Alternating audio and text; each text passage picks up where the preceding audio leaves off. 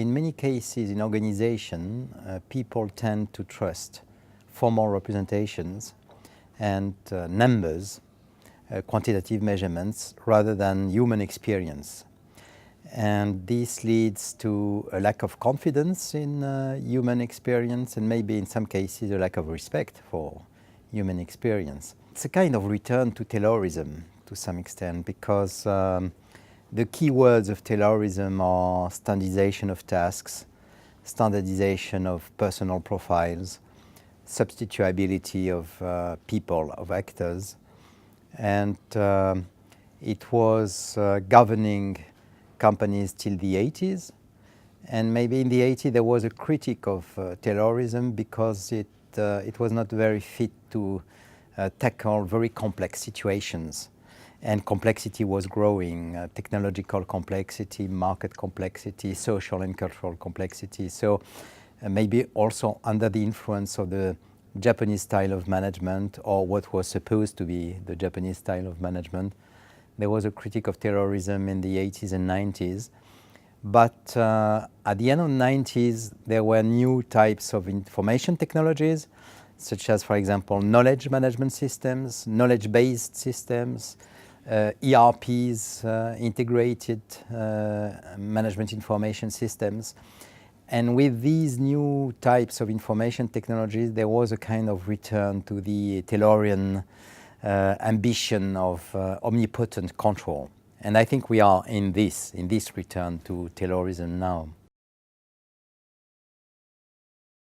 I think there are very serious drawbacks in this type of culture and managerial orientation. A first drawback is that people don't feel well in their work, in their job. And if they don't feel well, they are not very motivated. There is a loss of motivation in many people. And of course, the loss of motivation has very serious consequences, which can be stress at work, and in the most dramatic cases, people who get ill or who commit suicide in some big companies in France. But also a loss of productivity and loss of capacity to get involved in their job.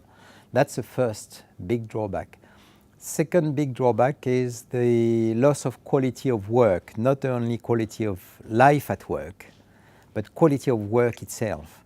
Work is less and less something creative, something with a big engagement of people into their job. And third drawback is that those organizations lose a large part of their innovation capacity, because innovation requires cross-fertilization between practical experience and theoretical knowledge. And if theoretical knowledge is isolated in leaders or experts on one side, and practical experience is isolated in field actors, and there is no cross-fertilization, no communication, no integration between both, innovation becomes very difficult. So there is a loss of capacity of innovation. And last drawback I would like to mention is the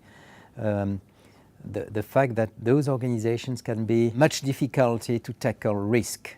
If they are involved in risky activities, there can be a problem of management of risk, because the sources or the causes of risk are all rooted in activity, in the practical experience of actors. Risk, innovation, motivation, and quality of work are really endangered in organizations which are too much based on formal expertise and decision-making systems. When I discuss or criticize the decision-making based company, it doesn't mean that we don't need experts or we don't need decision-making, of course, but it means that the advice of experts or formal models or numbers should be considered as what they are: tools, useful helps to manage collective action, no more, no less. And there is a tendency in many of those companies I call decision-based companies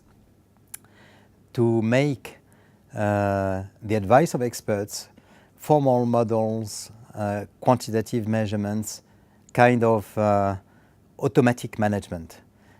You capture the right numbers, you push the button, and then you get what you should do, what to do.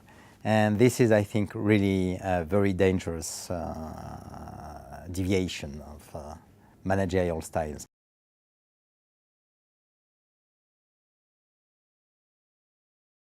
Action-based companies will be companies in which, first of all, the style of leadership is different. They have leaders who don't think that their capacity of leadership is measured by their capacity of being always right. If all projects are successful, this is worrying. Because if you take risk, if you try things, if you try to change things, if you try new things, there should be a certain percentage of failures. The freedom of expression in those organizations, that the capacity to criticize, to express original opinion, to express maybe different and unexpected opinions, in some cases opinions which are contrary to the common sense of the company or the dominating culture of the company. A third aspect of those companies is intensive practice of experimentation, to test things, to try, and to accept that if you try 10 times, maybe 6 or 7 times it fails, and 3 or 4 times it works. But when it works, it leads to innovation and big successes. But experimentation is a very important aspect of action-based companies.